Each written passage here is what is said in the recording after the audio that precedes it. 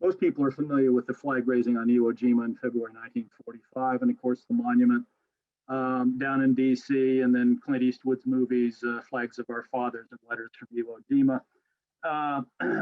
So the campaign itself probably is fairly well known, but what most people might not know is the larger context in which you have to view the Battle of Iwo Jima, because without the larger context, you really don't understand why the battle was fought. So you can see the dates of the battle, of course, as American intelligence tended to do throughout the Pacific War. It underestimated by a long shot how long it was going to conquer a lot of these places. And so I wanted to give you a map and give you an idea of what the Western Pacific looks like. The boxes in yellow mark the Mariana Islands, and I'll get to talking about those in a minute because they figure large in the Iwo Jima story. And of course, the box in red is Iwo Jima itself. So as you can see, if you want to fly from the Marianas to Japan, you pretty much do have to fly over Iwo Jima. Now, the Americans took the Marianas in the summer of 1944, specifically to build airfields there or expand existing Japanese airfields there in order to launch B-29 raids on Japan. They had tried it earlier from China, but there were all kinds of logistical problems supplying, fuel and munitions and so on to the B-29s stationed in China. So this is a far better place to launch these raids from than China. And of course, the Japanese quickly realized this as well. And so they had 2 airfields on Iwo Jima. There was a third, in fact, being built when we invaded.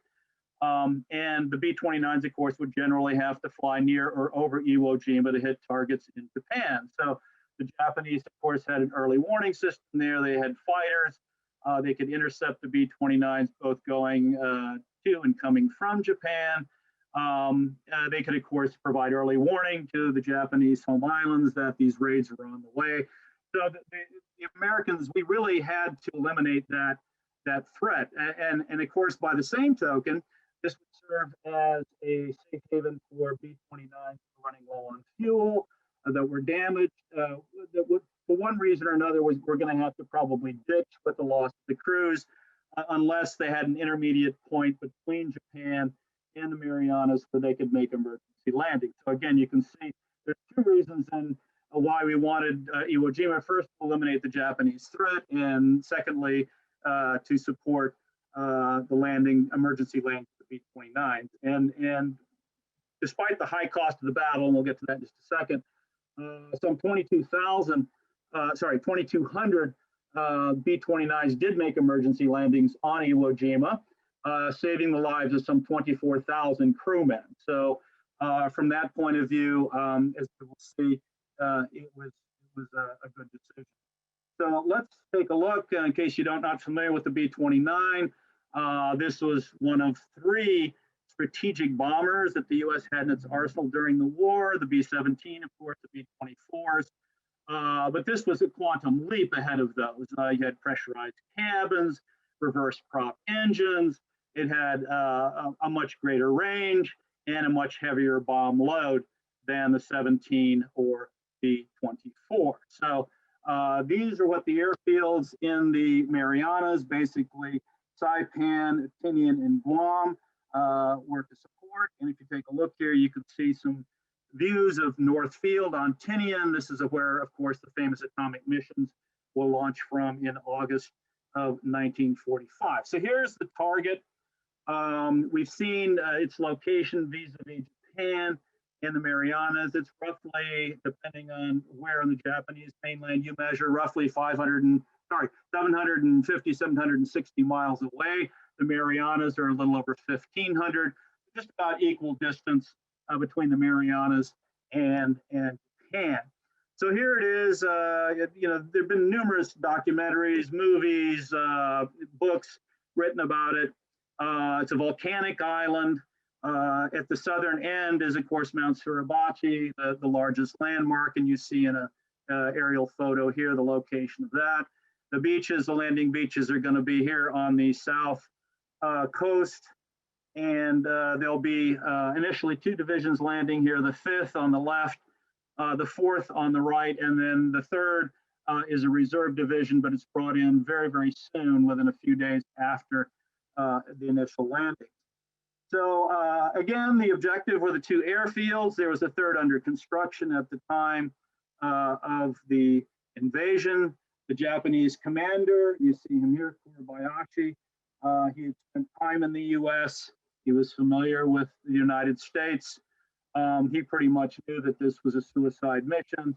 There was no way, given the state of the Japanese fleet at that point in the war, that there were going to be any support, any reinforcements, any supplies coming to the island once the battle started. They were on their own.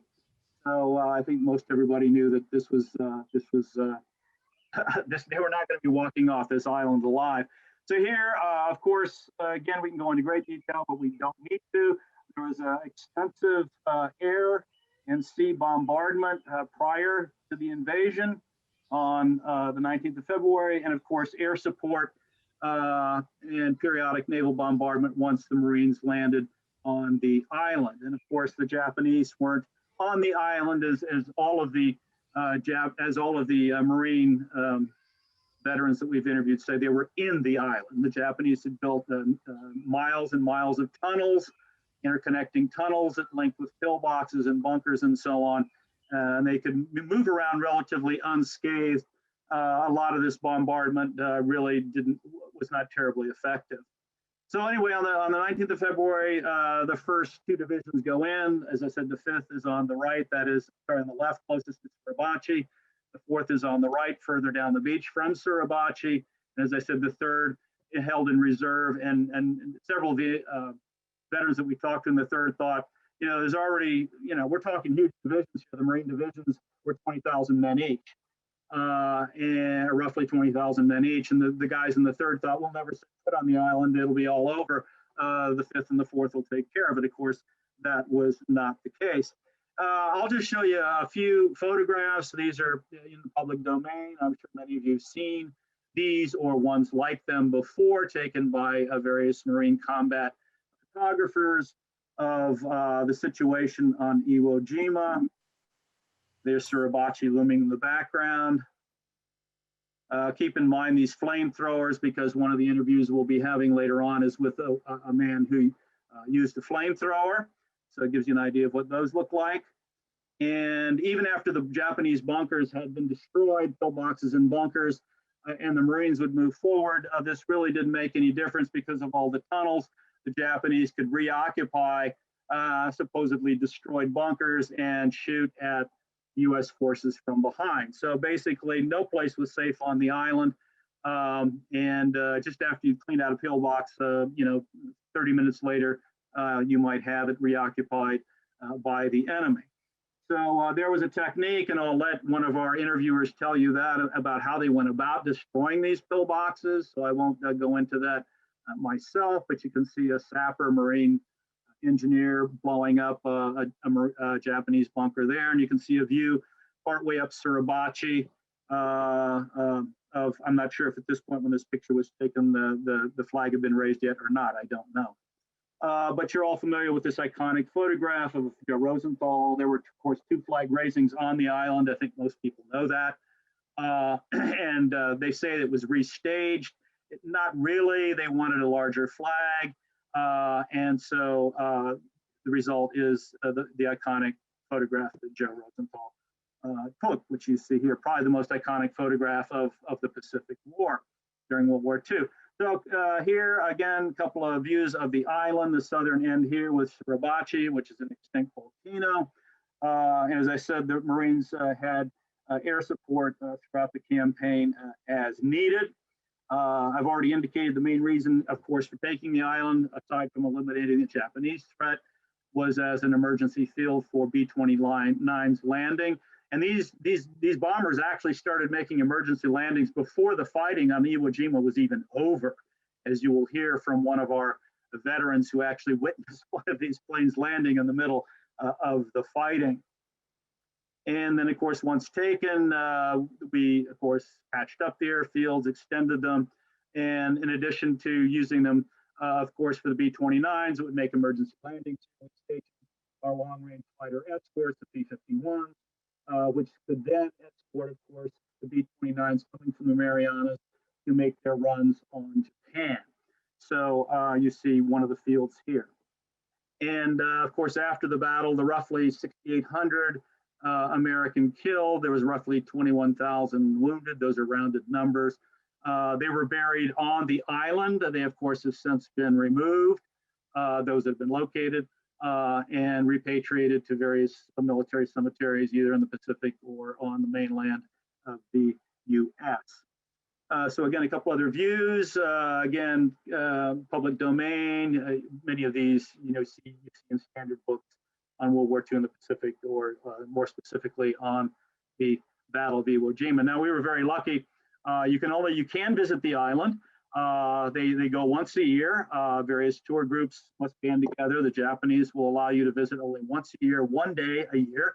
You fly up from Guam, spend the day, and fly back. Well, we were there. We chose to go on the 70th anniversary, and it was a huge crowd. Usually they have only one plane going from Guam, but that particular year there were 3 planes going, loaded with a lot of veterans who had not, in fact, been back since 1945. And there was a huge ceremony. I'll spend a little time on that before we actually get to the interview. So this is a shot very early in the morning at the Guam airport of some of the people from, representing the 5th Marine Division. Here are shots. The top 2 I took, lucky I had a window seat. So I took these that day, flying in. The shot on the bottom I took 10 years earlier on a ship that went by Iwo Jima, but we were not allowed, in fact, to go on the island. So that's what it looks like today. You talk to the veterans, of course, all of the greenery have been completely blown away in the fighting, but when you go on the island today, of course, a lot of this has, in fact, regrown. So as you walk around the island in those few hours that you're allowed there, you can't miss the ordnance and the smashed up equipment. It is all over the place. And down on the beach, you can see that's me down just below Suribachi. This is where the 5th Marine Division would have landed, picking up some machine gun shells and casings. There's mortar fins. One guy that we were with found a 75 millimeter Sherman tank shell. The stuff is all over the place. And then, of course, the big thing, these are the beaches where the landings took place. And above, of course, on Suribachi today, there's a monument. Many people raise flags up and down very quickly to take home to give to veterans. A lot of the pillboxes, even though they're blown up, they're still there. You can visit. And as I said, there's just equipment all over, ordnance all over the place. There was a big ceremony we skipped. We wanted to spend the time actually looking at the island, and so we didn't. We missed this ceremony. Of course, the big thing on the island was that the Japanese were in the island, and there were many, many miles of tunnels. In fact, they were still digging when the landings took place. These are very impressive, multiple storied, tall enough to stand in. Top left, you can see Mary standing inside. Bottom left, I'm standing outside. They're extremely impressive. They had mess facilities, hospitals, all kinds of things down below. We did return the island to Japan in the summer of 1968. And just a few years before we visited in March of 2015, they renamed the island Iwo To. So it no longer bears the name Iwo Jima. And if you look at the control tower there, you can see the new name, relatively new name of the island. Well, prior to the visit, they had a seminar. It was very interesting. Of the roughly, and there's been a debate about how big the Japanese garrison on Iwo Jima. It was, you can see, is low side 18,000, high side 22,000. Let's just use 20,000 as a benchmark. All but 216 of them were killed. They didn't survive. The Japanese that did survived because they were incapacitated, wounded, couldn't really do anything about it. And this is one of them. I was very lucky to meet this man. I couldn't talk to him because I don't know Japanese and he didn't speak English. But he's one of the survivors, at least as of 2015. And what he's doing there for me is autographing a book that has a story about his experiences on Iwo Jima. So I was very lucky to get to meet this man. So without further ado, let me introduce you to the 4 veterans. We chose these 4. We went through our list of over 400 interviews. We found 10 veterans who fought at Iwo Jima, as well as some naval personnel who were offshore during the battle. And we wintered it down to these 4 men. We chose these 4 because they have very compelling stories. Everybody does, but they're probably better storytellers.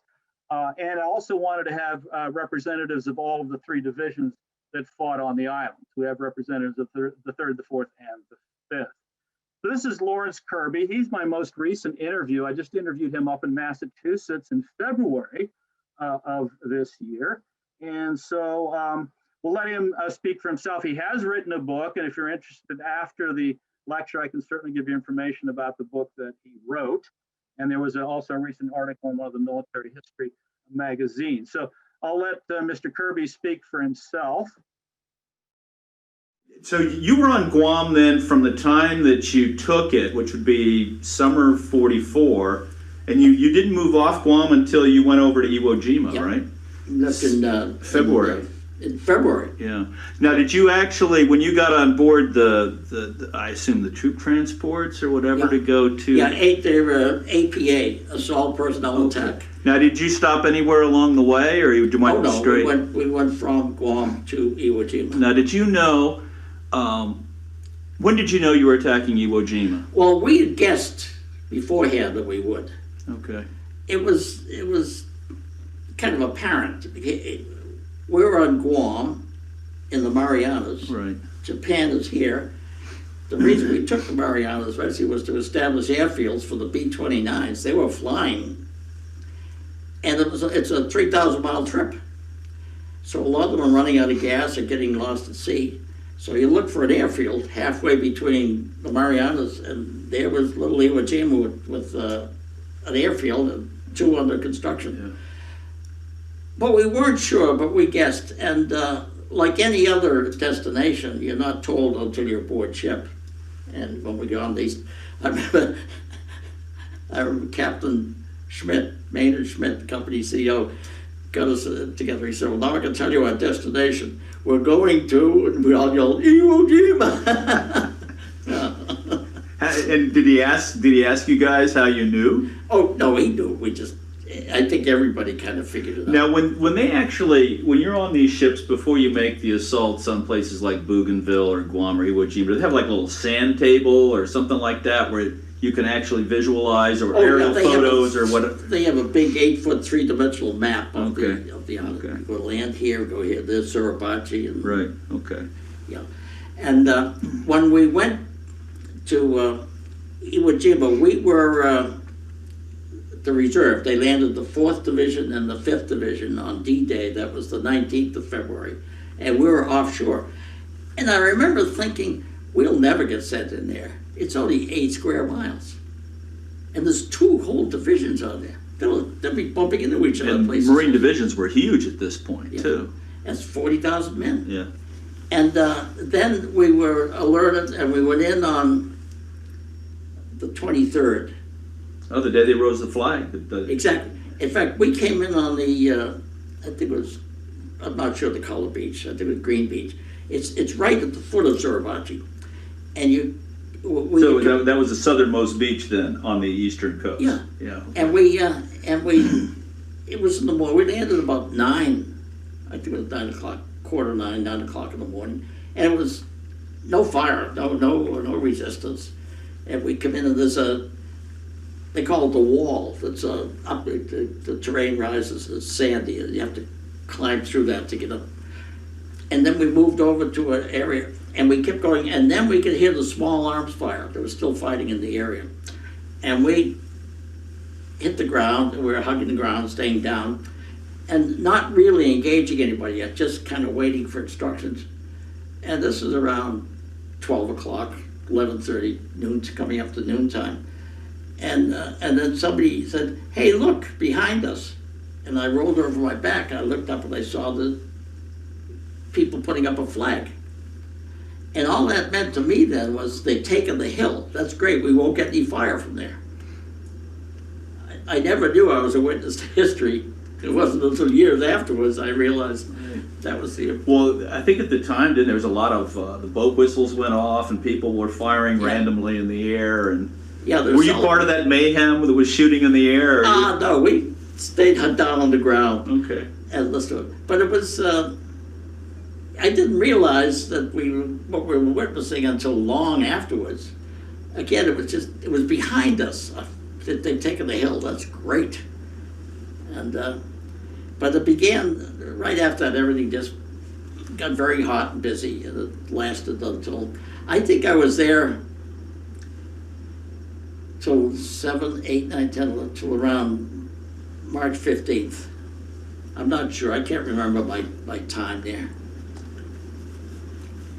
Yeah, it said March 12th, so you're 12th, very okay. close. I mean, that's a great memory. So what was that like? I mean, how was your first impression of Iwo Jima different from, say, Bougainville or Guam? Oh, Iwo Jima was nonstop combat. We landed on the 23rd. Let's see, the company had maybe 215 men for the 21st. By the 7th of March, we had been depleted down to 75. Took a lot of casualties. And we were not alone. We were Easy Company, Fox Company had, I think, 74 people. And we had lost both platoon leaders. We had replacement platoon leaders come in, a Lieutenant Smith, and I can't remember the name of the other fellow. But our two platoon leaders were killed, Lieutenant Timmer and Spinney, I think. And our commander was Captain Maynard Schmidt. He was a very capable guy. But it was small arms fire all day, and coming from every different angle, and there was no cover. It was like fighting on a pool table. There were occasionally a defilade, but we couldn't take cover in foxholes, in shell holes, because we had learned from experience that the Japanese would set a mortar, a long-range mortar, in cement. They'd fire it, it would land on the ground, make a big hole. They would wait, if there's troops in the area, they'd wait a half an hour till they take cover, and then they'd fire another one and kill them. And there were many instances of that. In fact, there was one fellow who was, I don't know where, but he and his mates took cover in a shell hole. They dropped a round, whatever it was. Mortars were exact. Artillery round could waver, a rifle, but mortars will land exactly the same way they're aimed. And they blew them up, and when he came to, he had the torso of a man, a naked man, across his knees. The head was gone, and he supposedly looked down and said, "If that's my ass, I'm in big trouble." Humor. That's one thing that never left the Marine Corps, was humor. And I remember there was a pillbox, a fixture of something in there, and Lieutenant Todd and 4 or 5 Marines climbed into the pillbox for safety. And unfortunately, when they did, the Japanese fired cannon. I don't know whether they had a howitzer or something, but they blew it up and killed them all. And we tried to organize into fire teams, but it was too confusing. So it was pretty much every man for himself. And some guys were taking cover behind a rock as best they could. I elected to keep moving, to move and to fire and to move and fire, because I know from past experience, if you take cover and there's a sniper after you, he'll change his position and get an angle on you. And that was just move and fire and move and fire. And we're in there for, I think, 36 hours, something like that, 37 hours. Didn't eat. I can't remember relieving myself. those things are all gone. I just remember that the firing was incessant, but then at night, the small arms fire stopped, but the mortars kept coming. And you look and see a dead Marine, by the time we come out the next morning, there were bodies pretty much everywhere. And it was bad, and I accepted the fact that I wouldn't survive this. There was just no way out.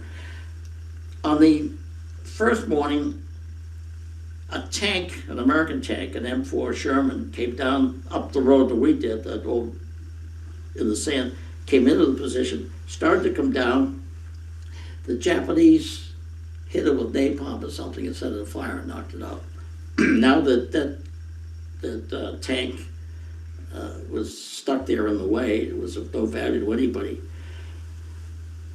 Later, late in the day, the two more tanks came in. They went around the disabled tank, the carcass of the old tank. And one of the tanks appeared to be a flamethrower. I'm not sure it is, but I think it had that short barrel of the flamethrower, the round barrel. And that tank came in and kind of positioned itself. The machine guns are over here, and behind it positioned itself right here. The second tank came around and was going through the area. And when it came to where I was with a corpsman. His name was Don Dunn or Ed Dunn or something. He was with F Company, and he had been shot in the shoulder. He was trying to dress his wound, and he was hanging on.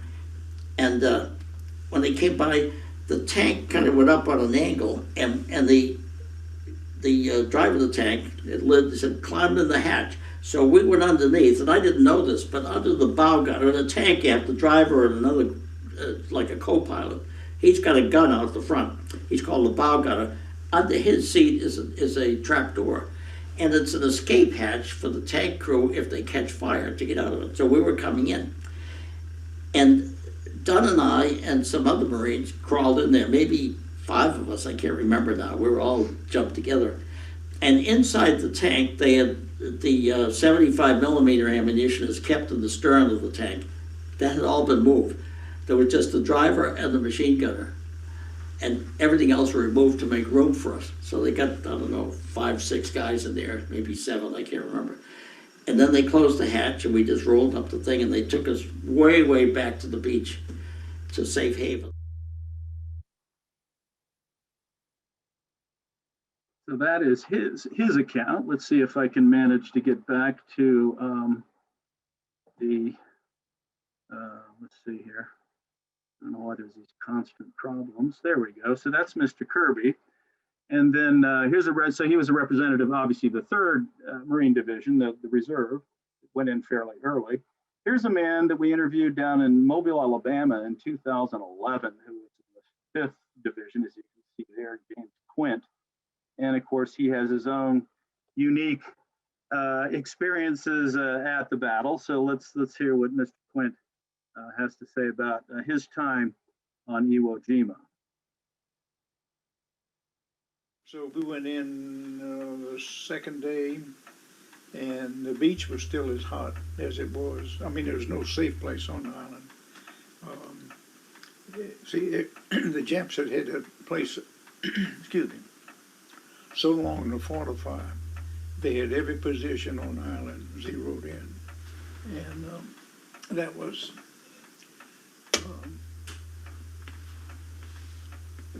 well, that's the way it was. Yeah. But first, when I did go ashore,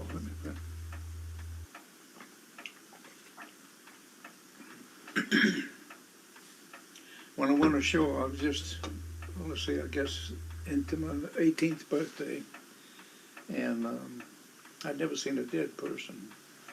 And I was walking in, of course, you'd walk in that lava and bog up to your ankles. We had leggings on, and I would bog up to your knees. And as I walked up, there was sort of a depression in the lava, and this Marine standing there, not standing there, lying there, and he was half covered. just this much time. On his back, the sun was shining, and his hand was up like this. And I can see a wedding band right now and think of it. And the sun glistened off that wedding band as I walked by. Then I looked closer, and it wasn't a whole body. It was that much of a body lying there.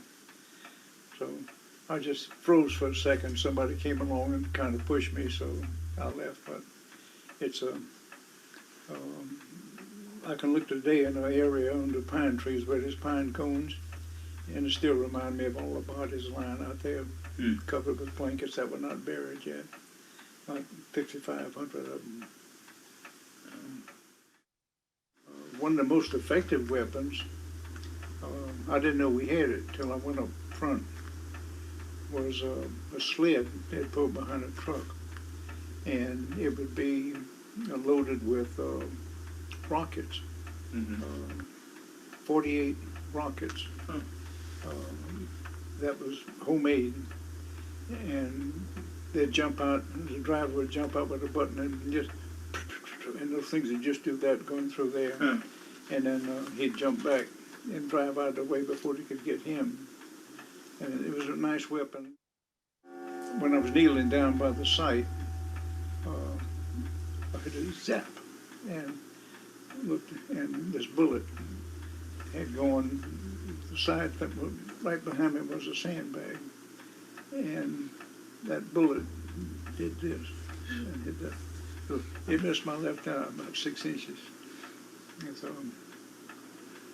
plus up front in that ravine when we were going to fire direct fire, I had a mortar come in. The ravine luckily made a sharp V turn, and I had just gone around this V and I heard it coming in. It'd make a fluttering sound, and it hit right behind me on that V and exploded. And of course that V protected me.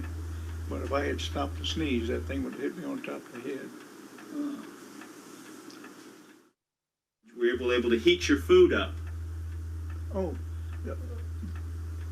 And how did you do it if you did it? What we did, of course, the K rations was cold. Right. But then we got hold of some, once in a while we'd get what they call a 10 and 1. And it's pretty good.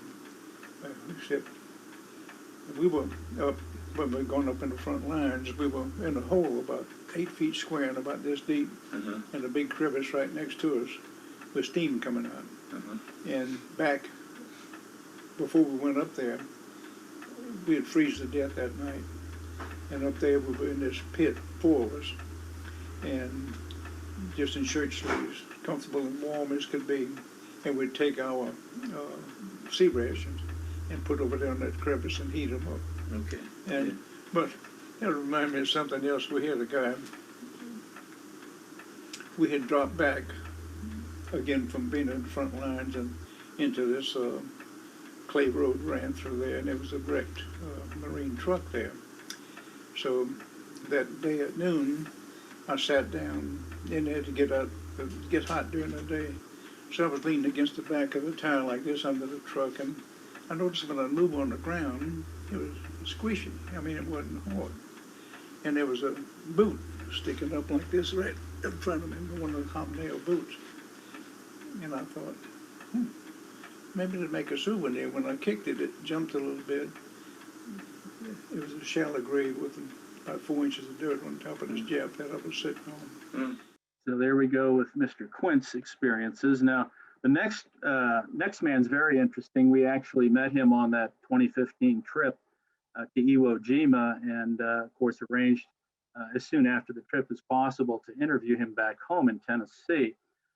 This is a photograph, combat photograph, and actually shows our interviewee, Mr. Keep, here. He's the smaller man who's assisting this wounded Marine back to somewhere on the beach for aid. So Mr. Keep, Jimmy Keep, was in the 4th Division, which would have landed, of course, just to the right of the 5th on D-Day on February 19th. And the problem with interviewing him, as you're going to see, is he was very, very sick at the time of the interview. In fact, he died just a few weeks after we interviewed him.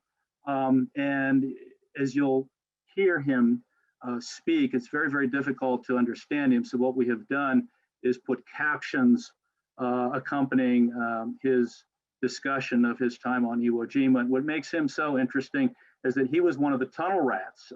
People always associate the tunnel rats with the Cu Chi tunnels in Vietnam during the Vietnam War, but the Marines had tunnel rats on Iwo Jima to go down and ferret out Japanese troops hiding in these tunnels. And that was what he and one of his buddies did while they were on Iwo Jima. So let's hear what Jimmy Keep has to say about that. What was happening on Iwo was Marines were dropped dead from a gunshot, and nobody knew where it was coming from. Mm-hmm. So after about the second or third day, somebody heard the Japanese talking underground. They had a city. They had a hospital, barracks, living quarters, galley, mess hall. They had everything down there. So the tunnel started under Suribachi. That's where all the housing was. Mm-hmm. And at the far end of the island, which I guess was 2 miles away, Mm-hmm. was a large opening that was in there. So the strategy was to go down in the tunnels and push the Japanese to the end of the tunnels, Mm-hmm. where they could be dealt with. Mm-hmm. Well, because we were in reconnaissance, we had to go down in the tunnels. And the tunnels were real big, you could walk upright in them. And there was the remains of a lighting system. I guess they had generators. But we was in the dark. We each carried a battle lantern, which was pretty bright. And it wasn't easy. It wasn't something that you want to do every day, because there were Japanese down there, and they were trying their best to kill us. But we were like the old Western cowboys. We was quick on the draw.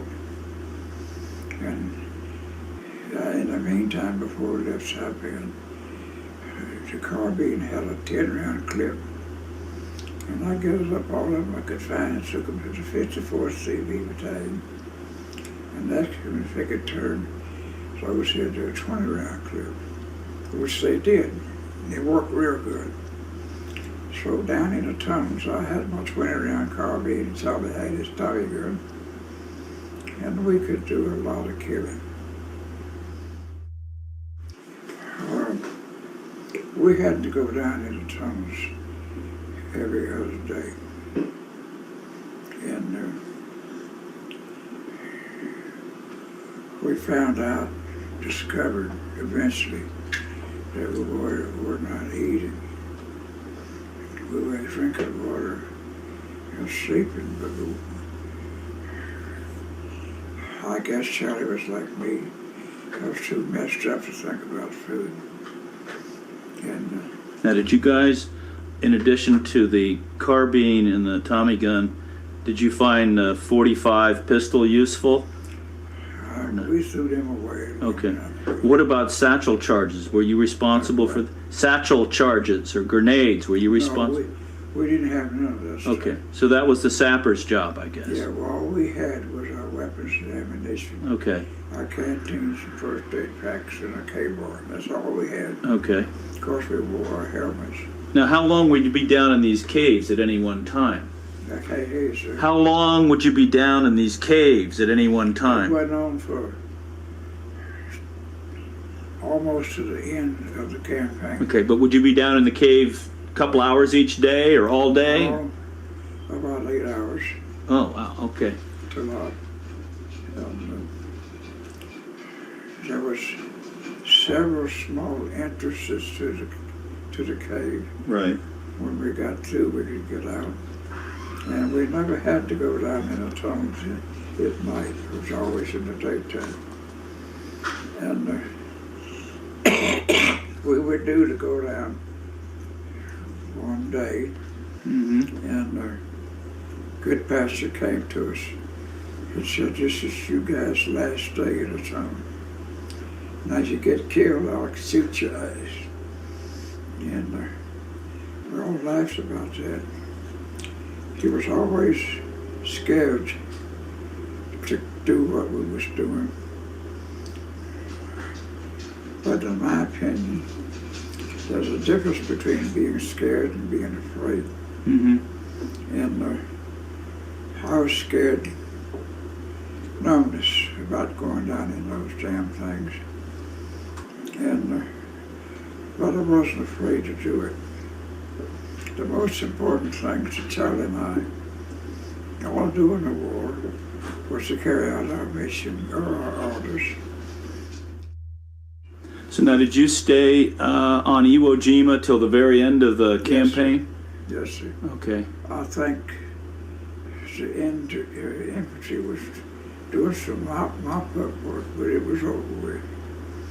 And Now, did you, when you were there, did you see any emergency landings by B-29s? there was one while I was there, and it landed safely.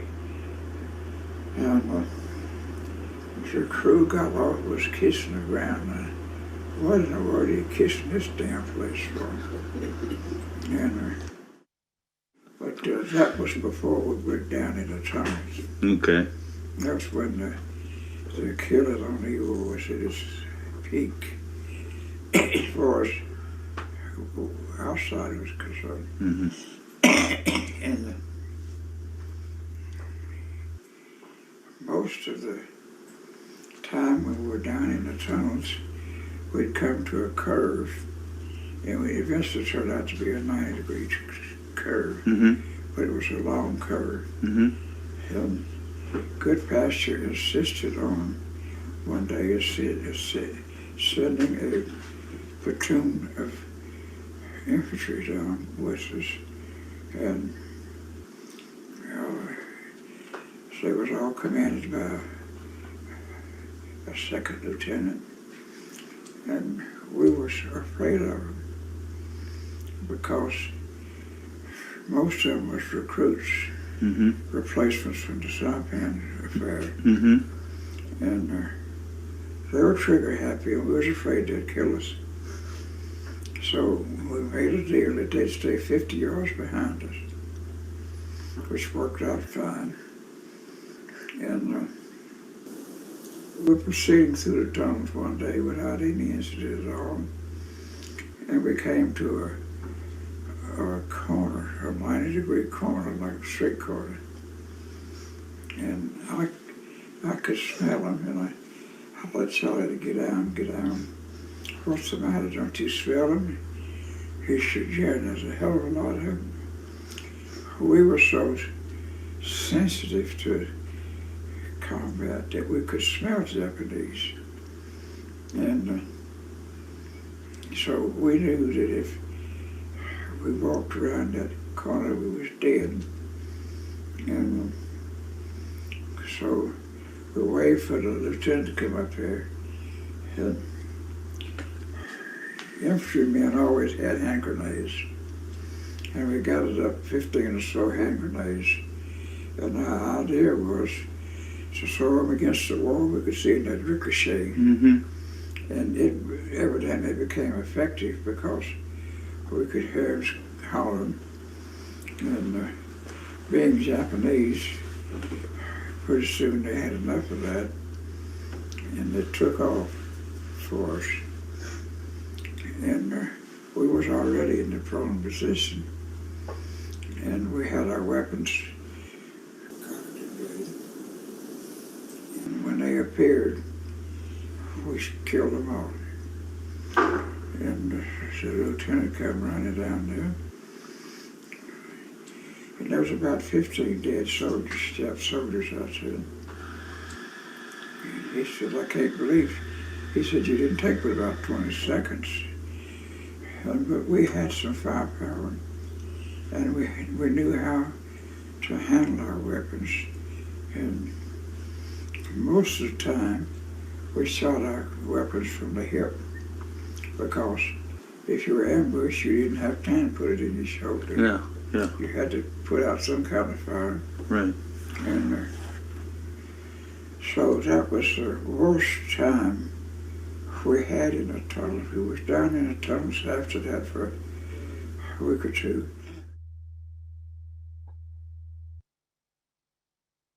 So that's Mr. Keep's story. We're very lucky that we got to meet him on Iwo Jima, and that his father and he agreed to that interview. As you could see, he was in terrible health at that point. So here's our final one, and Mary and I did our best to try to edit this down. We simply couldn't do it. So it's longer than the others, but this is, I think you've all heard of him. This is Hershel Williams, Woody Williams. He was in the 3rd Division. That was the reserve one. And as a result of his actions on the 23rd of February, the same day that they rose the flag on Suribachi, he spent 4 hours with a flamethrower, eliminating 7 enemy pillboxes, for which he received the Medal of Honor. And I just wanted to tell you a little story. It's very funny when we met him, and he showed us this picture up here of a ceremony where President Truman in October of '45 was awarding something like a dozen or so medals of honor to a number of recipients. Apparently, the president did this not only to Hershey but to others. As he was putting the Medal of Honor around Williams's neck, he leaned in his ear and said, "I'd rather have this award than be president." And Hershel didn't say, but one of his buddies who got the award and received the same remarks from the president said, "I'll trade you." And of course, there was no response from President Truman. So anyway, this is Woody Williams. We interviewed him. This interview goes back to 2009, which is why he looked so young and spry there. I think he's just turned 97. Anyway, he's obviously big demand as a speaker, and he's very generous to give us an interview in his home in Ona, West Virginia in, let's see, that was October 24th, 2009. But we'll let him speak for himself. This is specifically about his action on Iwo Jima. The captain was still surviving, so he called a meeting of the NCOs. And we were together in a big shell crater. And I was told by a runner that I was to be in that meeting. Normally, I didn't go to those meetings. I'm a corporal. That's above my pay grade, you know. So, but anyway, I was told I was to be in that meeting. So we got in the shell crater, and the shell crater was deep enough that we could all get below ground level. So there were, I don't know, maybe 10, 12, best I can remember, in the shell crater. And he is very frustrated, and of course he had lost so many of his troops that he was looking for any idea that anybody had that might help us break through this place that we're trying to advance through. Because that's our job. We're to push ahead. And so he turned to me and asked me if I thought I could knock out any of those pillboxes out there with a flamethrower. And as I've said many, many times, I have no more idea of my response at all. I don't know what I said, if I said anything. I don't know. But some of the guys in the hole, after the campaign was over and they began giving testimony as to what happened during the process, they said that I said, "I'll try." I might have said that. But anyway, he gave me some 4 Marines, and they were to be my protectors. If I was to approach a pillbox, their job was to keep the other pillbox, that pillbox and the other pillboxes in the immediate area occupied so that I could move toward the pillbox. And So they were under my control, and once we got out of the hole and got ready, got our gear together, and I strapped on a flamethrower, and I picked another guy that was not of the four to go with me to carry my pole charge. The procedure was, didn't always work, but the procedure was that once you burned out a pillbox, you were to put a pole charge. It's like a Bangalore torpedo kind of thing? Kind of a thing, only we just used any kind of piece of wood we could find, and tape 8 1-pound blocks of composition C2 to it, fastened on there any way we could, and then after the pillbox was burned out, go up and shove it through the opening and set it off and let it blow up inside. And caves, we would just shove it down the hole down the cave, just as an extra precaution that if there were any survivors, that would take care of them. So I picked another guy to go with me as my pole charge man, and he was to follow behind me. I was to burn out the pillbox, and he was to then run in and use the pole charge.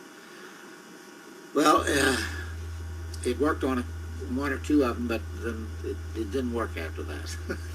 So They caught on. yeah, that's exactly right. But two of those individuals that the captain assigned me, I split them up, 2 on each side of me, so that they could have a field of fire, crossfire. And one was an automatic rifleman, and the other one was just a rifleman.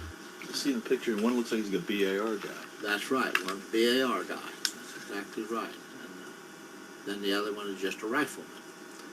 So their job was to, as I approached or started toward the pillbox, is to fire at that pillbox to try to keep the Japanese pinned down so I could get to the pillbox. And I lost 2 of those during the course of the afternoon. I never knew them. I don't even know their names. I have said, ever since I received the medal, that it really doesn't belong to me. It belongs to those guys. They gave more than I did. They gave all they had. So I say it belongs to them, and I'm just the caretaker of it. It's their medal. And I really feel that way. But much of that afternoon, I have no memory. I have facetiously said, which may be true, but my buddy Marines didn't like me.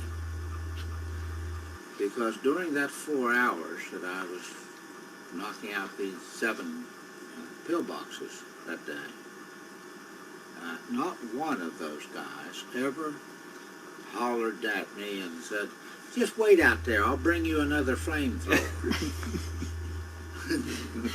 They made me come back and get every one of them. Nobody, of course, that old philosophy, you don't volunteer for anything. But apparently you did. yeah. One of the fellows that my first pole charge man, in fact, he's the only one that I really used, was he and I were in a big shell crater, and I'd already selected the pillbox that I was going to go after, but we're in the shell crater getting organized, and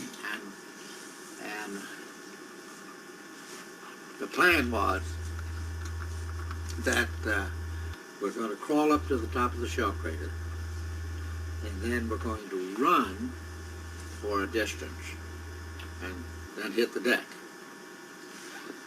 And the pillbox was 30, 40, 50 yards away. And so in just a few seconds we made these plans. So we crawled up to the top of the shell crater. And we were supposed to both jump up at the same time, normal, and I'm to run ahead, and then he's to follow behind. Well, just as we got to the top of the shell crater and raised up to go, he got hit. The bullet came in, hit him right smack dab in front of the helmet. And in the helmets that we wore had a liner with a web top in it, keep it on top of your head so the metal wouldn't be on your head. And the liner it was made out of fiberglass. You just pull it out, it just fit inside the helmet. But once you put it in there and fastened the straps under your chin, why, it was secure. But the bullet hit him, and instead of penetrating the liner, it just penetrated the helmet and then went between the liner and the helmet all the way around back. And of course, it was coming in apparently from an angle like this. And when it hit him, it like to jerk his head off. And it all happened instantaneous. It hit him, and I heard it hit. And he went backwards, and he flew back in that shell crater. Just whammy. Well, I jumped back in the shell crater with him. And of course, I thought he's gone. He was laying there on his back at the bottom of that shell crater, and I went over. I jumped back in the hole, as I said, and I went back and went over to him, and he's still breathing, and his eyes are open, but they're not seeing anything. They're just open. So anyway, I looked at him and shook him and asked him if he's okay, and he was all right. Still had that helmet on. But took the helmet off and looked at it, and of course that bullet had gone all the way around and then to the back and exited the back of the helmet. And we looked at it, and he took it home with him, I'll guarantee you. I don't know whether he's living today or not, but I'll bet you if he is, that's still his souvenir. Because he wouldn't take fortune for that helmet. But anyway, we put it back on him, and we went on about our business. But that's pretty vivid in my mind of him just flying backwards into that hole. But there's much of that day I have no memory of, and I'm positive it was just absolute fear that took that away. I didn't want to remember, I guess, but some of the things are very vivid, like that picture there brings back very vivid memories. Is that It was pretty printed accurate? by an Englishman, by the way. Is that fairly accurate, do you think? That's pretty accurate, yes it is. Now, of course, the flame going down and coming out as if it was coming out of a hole there, that's not accurate. Because this was a concrete pillbox, not a mound of dirt. See? And that rock on the left, no, there was no rock that size that I saw anyway. And trees, well, they'd been all blown away. There wasn't any trees like that. So that particular pillbox, when trying to reach that one, that I saw the smoke curling out of the top of it. They were naturally shooting at me, trying to keep me from being able to get to them. And I saw smoke curling out, and in the front of the pillbox was an aperture that they were firing out of. But it had no opening on the side at all. It had an opening in the back, but it had no opening on the side of it. It had a blind side, so I decided that if I can see smoke coming out, there's got to be an opening up there of some kind. And that's when I decided I'm going to crawl around the side, and I got out of their field of fire simply by crawling around the blind side of the pillbox. And went up the back side, which was just covered with sand. They would build the pillbox, and then they'd put a whole lot of sand on top of it, so that the artillery or the bomb or whatever hit it, the sand would absorb much of the blast. And it was just a hole, actually an air hole, because they lived in those things. They cooked in there. They did everything in there. And there was just a pipe sticking up through the roof to let the smoke get out. They used a kind of a charcoal stuff to cook on. And I saw that smoke curling out, got up on top of it. My flamethrower nozzle just fit down there perfectly. I think it was made for that purpose.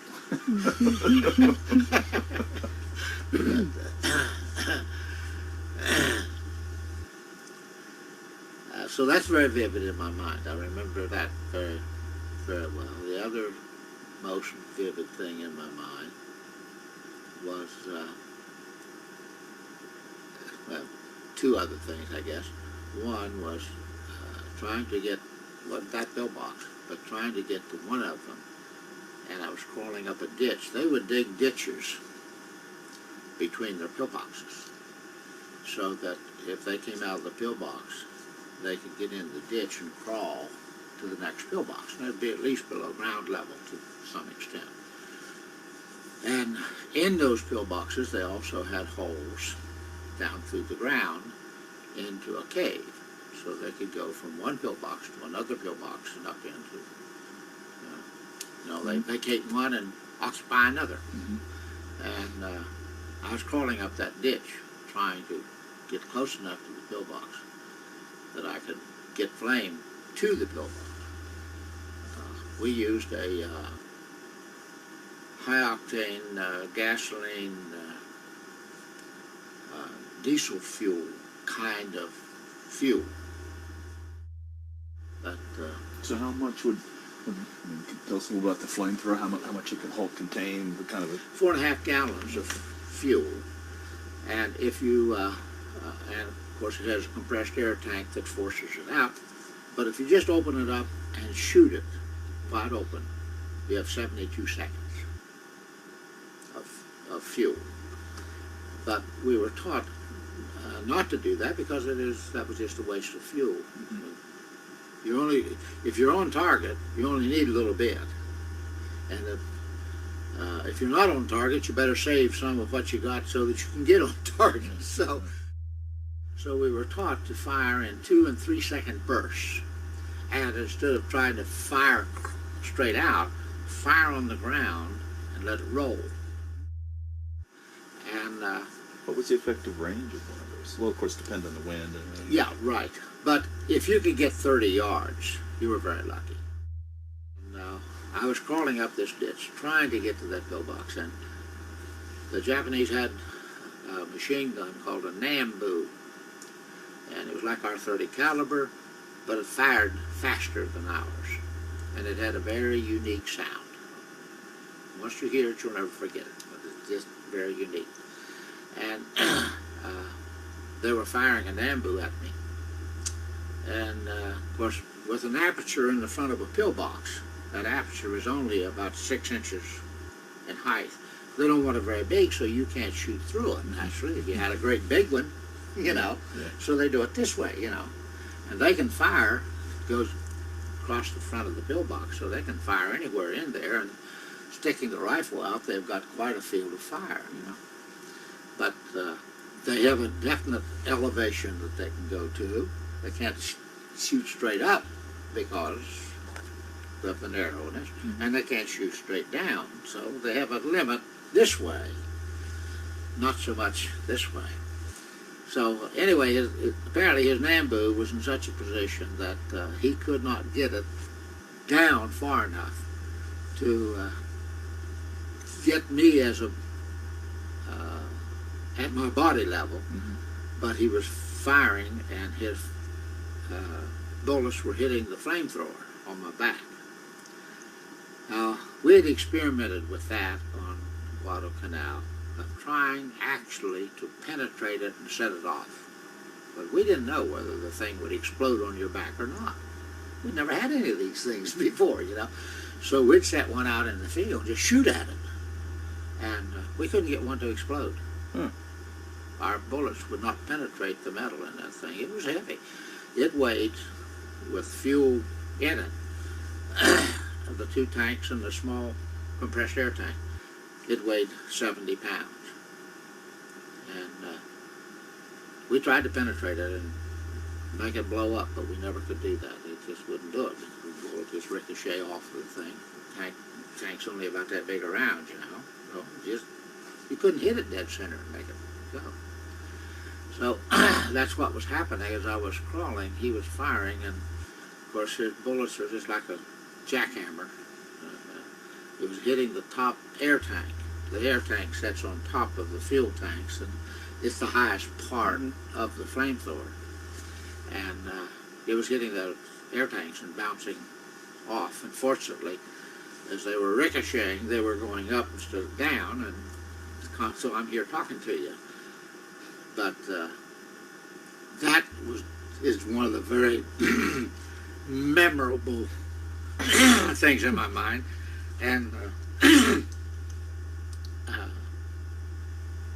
I can recall, and it's strange how the mind works. It seems to me that my natural tendency should have been crawl backwards, get out of this thing, you know, escape. But for whatever reason, somebody had more sense than I did that told me this, I guess, go forward. Because if it's just hitting the top and I go forward, then He's going to eventually shoot over the top. that's altogether. right. Yeah, he's going to go over the top. He couldn't get lower down. Yeah. And then that put me in close enough that I could get to the pillbox. That gave me the yardage that I needed. So, the other one that is so vivid in my mind is that I was getting very close to the pillbox. As a matter of judgment as to how close you need to be in order to make your fuel flame reach the pillbox. I don't know that there's any measuring method that I ever used. It's just a matter of judgment. You know, type of ground that was involved, and a lot of whether you're standing or lying. If you are standing and fire into the ground 10 or 12, 15 feet in front of you, you'll get more roll than you will if you fire just straight across the ground. So I was approaching that particular pillbox, and they had either ran out of ammunition or thought they could overwhelm me. I have no idea what their thoughts were, but anyway, several of them come charging out around the back from the back of the pillbox at me, and of course they had their rifles and they had their bayonets on their rifles. Most of those Japanese fastened their bayonets to the rifles and kept them there. They didn't take them off. About everyone you'd see when you'd find a Japanese rifle had a bayonet on it. It's just the way they live. And they came charging out of there to get me. And fortunately I had fuel and flame, and I got them first. But that's another very vivid picture in my mind that never goes away.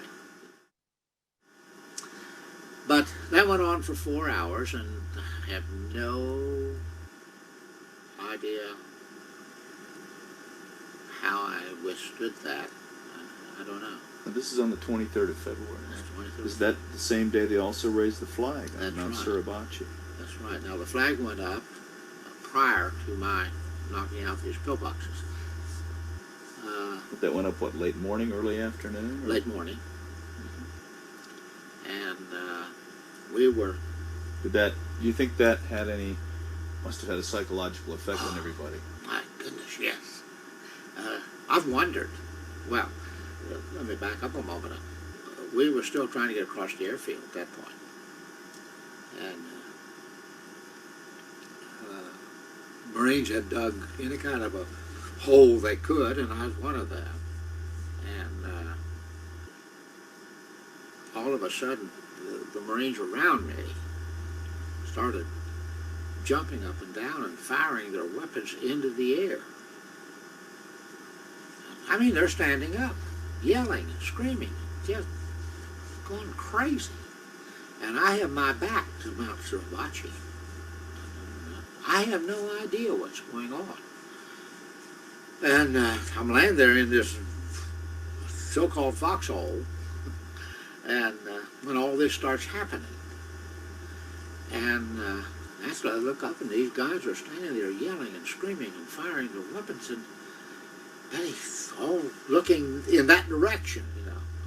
So I jump up also to see what in the world's going on. Curiosity, you can't stymie it. It will take over. Yeah. And I jumped up to see what in the world was going on, and of course there was Old Glory flying on Mount Suribachi.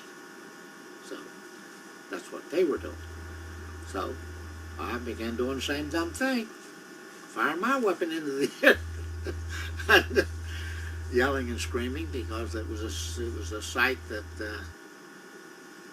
just absolutely overwhelmed, and the whole island did that. I've wondered how many Marines got killed at that moment because of just losing absolute control of their emotions. And they did. So that was a tremendous booster. Absolutely. So you think that may have been with the motivating? I don't think so. No. No, I don't.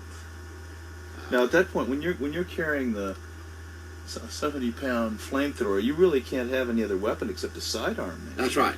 Yeah, they issued me a 45 as a sidearm.